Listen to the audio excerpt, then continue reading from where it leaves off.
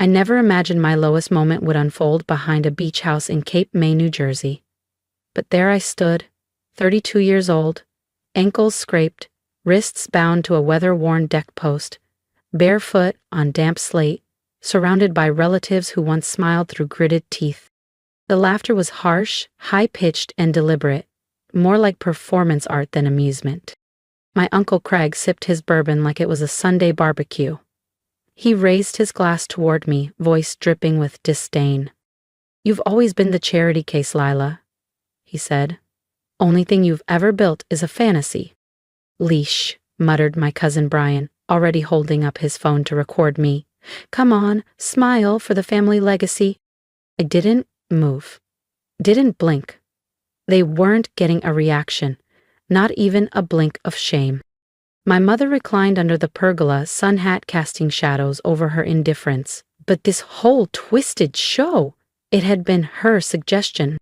"You think you're better than us because you left?" sneered my older sister Evelyn, swanning past in stilettos.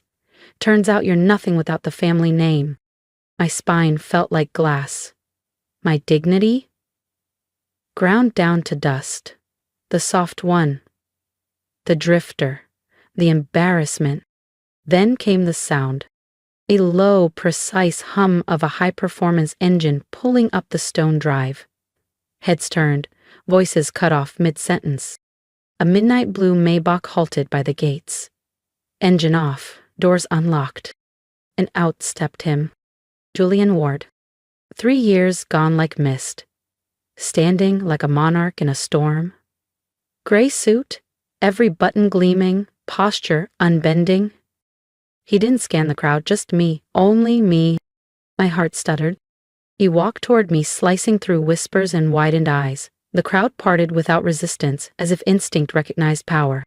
He reached me, his jaw clenched at the rope burns on my skin. "Layla?" he asked, low and lethal.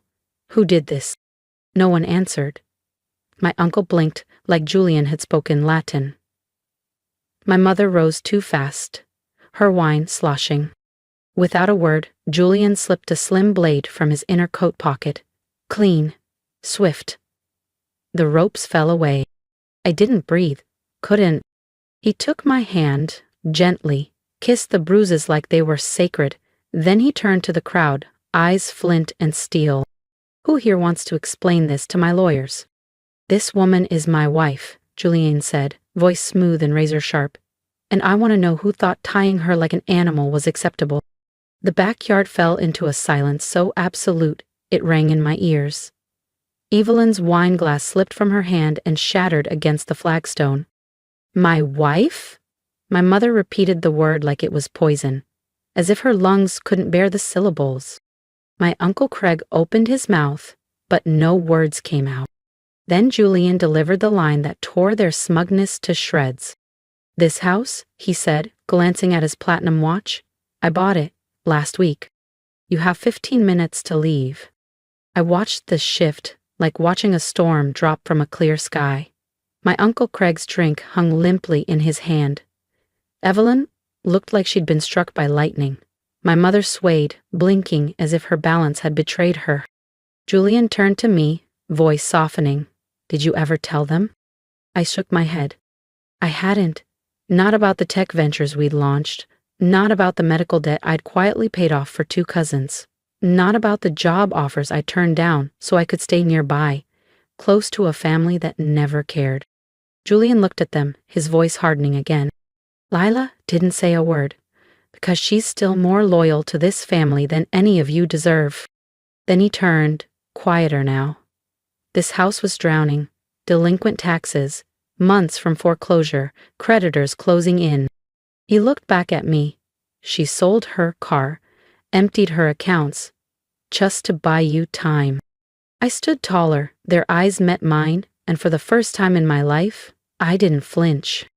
The ones who'd mocked my budget wardrobe now stared like I was a ghost in silk. "When the foreclosure notice came," Julian continued, "she called me, not to cry, not to beg. She just asked me to buy the house. Quietly. So your pride wouldn't suffer." My uncle finally barked, disbelief cracking his voice. "You're lying." Julian didn't blink. He pulled a folded deed from his inner coat pocket. Am I? He handed it to Craig. Signed 3 months ago. By you. I watched Craig's eyes lock on his own signature. His hand trembled. My mother stumbled forward, voice trembling with fury. You deceived us. No, Julian said, steady as ever. She protected you? I finally spoke. My voice cracked. Raw. But it sliced through the silence like broken glass. I saved you, I said, eyes sweeping across the faces that once smirked at me. And you tied me to a post. Julian turned, voice even but unshakable. You didn't raise a failure, he said, locking eyes with my mother, then my uncle. You raised a woman, one who gave everything to keep this family afloat. His tone didn't rise. It didn't have to. The truth did the work for him. She sacrificed her future, her comfort, her dignity. And this is how you repay her? Then, without blinking, Julian delivered the last blow. You have 15 minutes to gather your things. After that, the locks change. And this time, they listened. No shouting, no indignant speeches. Just rustling fabrics, shifting feet, and the hollow sound of people trying to disappear. The same voices that once barked orders at me now whispered frantically, hands grabbing designer coats and handbags off hooks and tabletops. My mother, the same woman who once told me I was the reason our family had lost its standing, walked past without a word, not a glance. As if I were missed. But I wasn't missed anymore. I was the one holding the deed, the one holding the keys. She'd never lived her dreams. And now she couldn't even look me in the eye. Vanessa came next, my older sister. The one who ridiculed my thrift store dresses, my quiet ways, my insignificant consulting job. She tried to pass without acknowledgement. Julian stepped into her path. Vanessa, he said, tone calm and clear, apologize. She blinked, confused, like the word belonged in another language. Excuse me? He didn't move. Apologize? You recorded her. You laughed while she stood there, humiliated in front of strangers.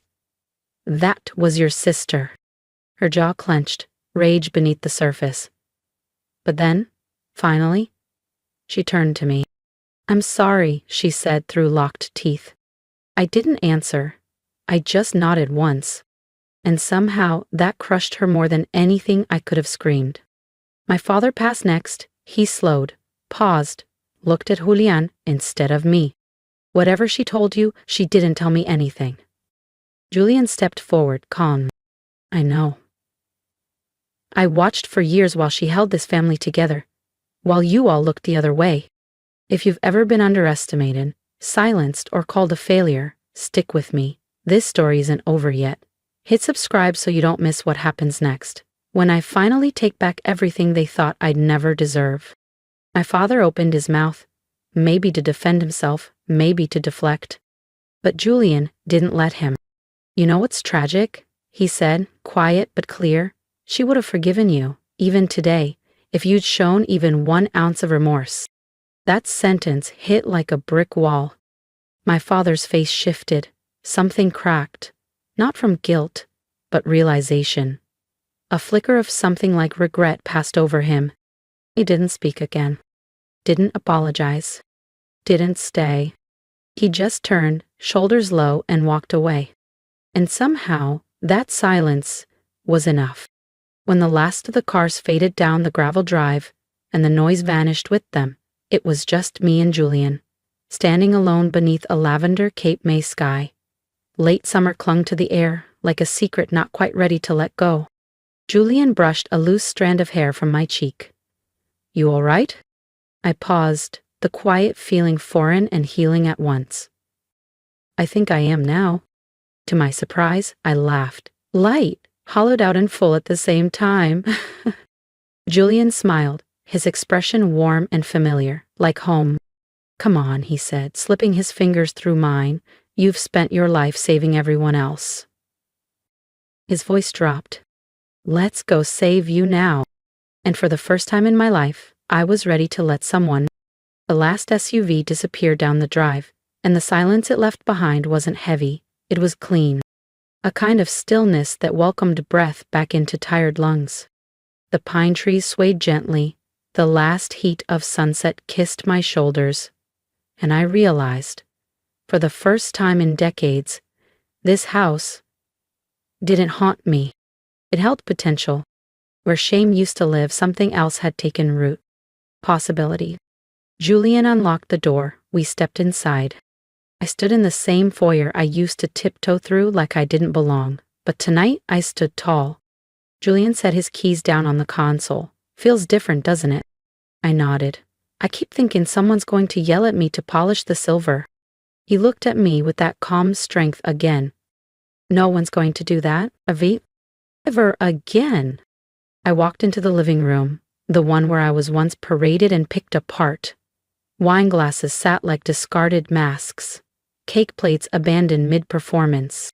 Julian followed quietly. You're allowed to be angry. I'm not, I whispered. I'm just tired. Tired of begging for crumbs, of shrinking. He nodded. You never had to earn their love.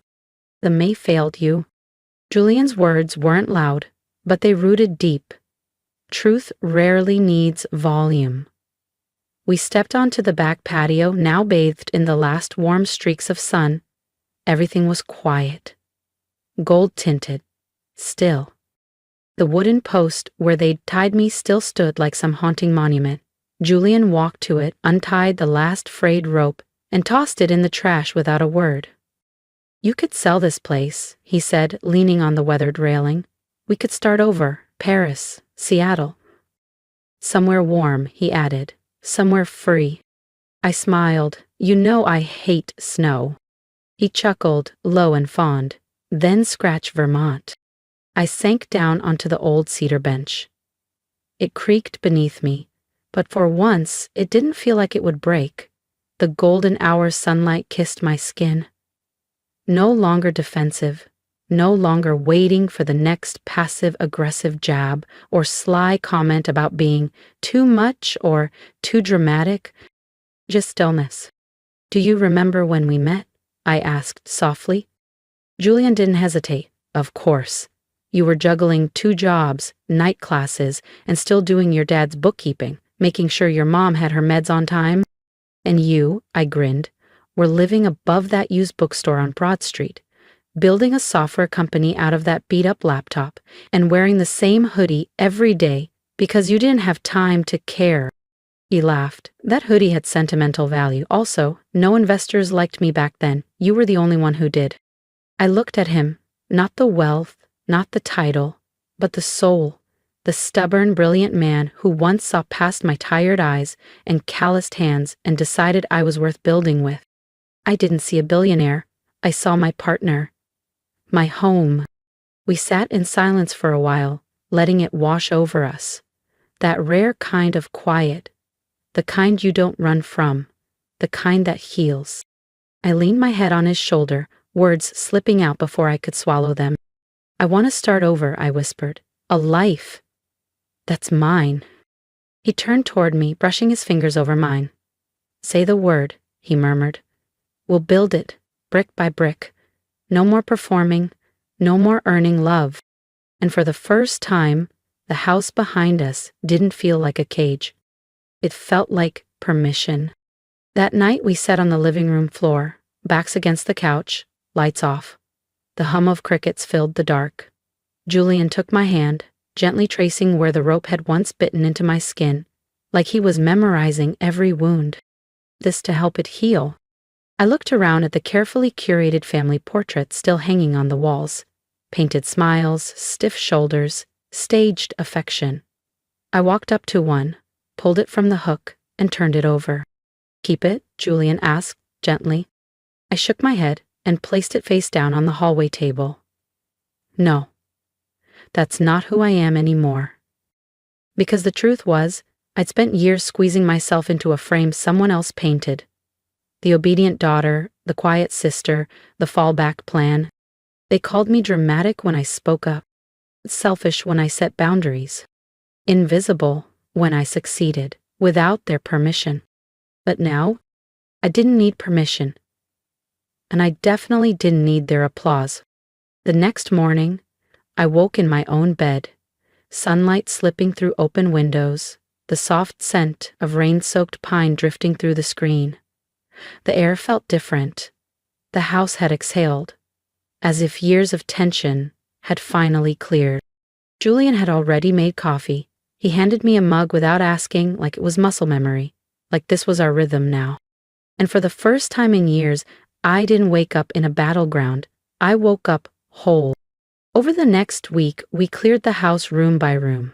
I boxed up my parents' things with steady hands. Not with sorrow, but with clarity. I wasn't grieving, I was releasing. I had carried their expectations, disappointments, and silence long enough. In the attic, I found one of my old spiral notebooks. Battered, stuffed with scribbles and unfinished thoughts. Inside, on the back page, a list titled, "Things I'll Do When I'm Free." Julian leaned over my shoulder. "Learn to paint a sunset?" he teased. I laughed. They weren't big dreams, just mine. "Let's get you some paint," he said, kissing my hair. We turned the old study into a sun-drenched art room. He built the shelves himself. I filled them with messy canvases and rediscovered color. Each brushstroke felt like reclaiming a part of me I thought was gone. We started eating dinner at the oak table, the same one where shame once sat. Now it held bread, candles, laughter. One night, Julian came home and dropped a key into my palm. A lakeside cabin, no neighbors, just quiet. I held it. "Are you running away?" He smiled. "No, I just want you to remember, you have options, not obligations." And that's when I knew. This life wasn't borrowed anymore, it was mine.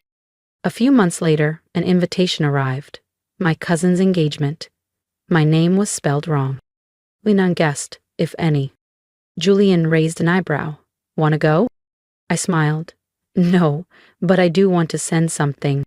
I pulled out a photo, Julian and me at a global tech summit, standing beside his innovation award. We were both smiling, windswept, sunlit, proud. I flipped it over and scribbled a message. "From the useless daughter. Thank you for setting me free." I slid it into the envelope. No venom, no vengeance, just closure. Is truth and peace.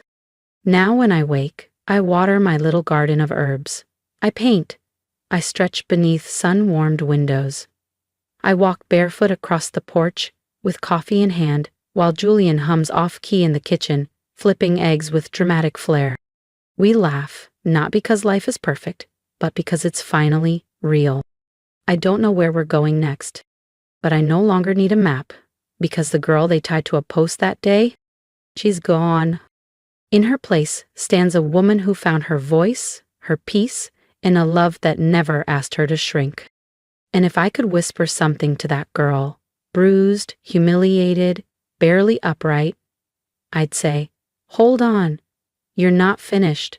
The best part's still coming. If this story stirred something in you, if you've ever been silenced, overlooked, or told you were too much or never enough, drop me a comment. Tell me what part of this journey felt like yours. Because you're not alone. And maybe, just maybe, if we speak up together, someone else will find the strength to rise. Don't wait for permission to be whole. Don't shrink to fit spaces that were never built for you. But start now. Build your version of peace, brick by brick, word by word, color by color. If you believe in second chances, in quiet strength, in rewriting your story, then I'd love for you to be part of this community. Like, comment, and subscribe. Because healing doesn't happen in silence. And neither does the next chapter. Let's turn the page together.